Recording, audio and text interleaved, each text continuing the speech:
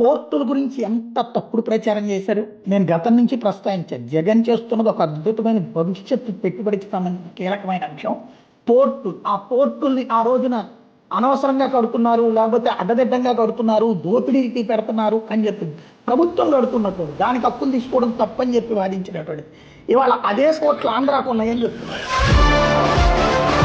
Andhra is having 10 ports. For petrochemical, port is there.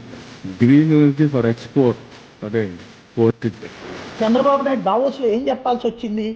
ఒకటి green power అన్నటువంటిది అది ఎవరి హయాంలో, ఇదే జగన్మోహన్ రెడ్డి ఉన్న టైంలోనే ఓకే అయినటువంటి కేంద్ర ప్రభుత్వంతో కుదుర్చుకున్నటువంటి ఒప్పందాలు, అది గ్రీన్ టెక్ ఇవన్నీ కూడా. అప్పుడు అది కుంభకోణం అన్నారు, అది దుర్మార్గం అన్నారు.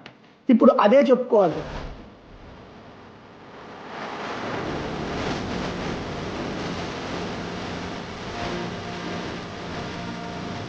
మెడికల్ కళాశాలలు పెడతారు, ప్రజలకు ఎక్కడ మెడికల్ సదుపాయాలతో పాటుగా మెడికల్ సీట్లు లభిస్తాయి. అట్లాగే పోర్టులు కడతారు, ఆ పోర్టుల మీద వచ్చే ఆదాయం కోట్లకు కోట్లు, ఏడాదికి ఒక ఫిక్స్డ్ అమౌంట్ లేదా వైబుల్ అమౌంట్ అనేటువంటి వస్తానే ఉంటుంది. ఆదాయం అనేది ఎంతసేపటికి పన్నుల పేరుతో జనాలు వేధించకుండా ప్రభుత్వం సొంతగా సముపార్జించుకునేటటువంటి ఆదాయం కిందకి మారుతుంది అన్నటువంటి ఎంతోమంది ప్రస్తావించారు. అందులో మెడికల్ కాలేజీలు పెట్టడానికి వెనకాల ఉన్న ఉద్దేశం కూడా, మెడికల్ కాలేజీలు పెడితే నిదానంగా గవర్నమెంట్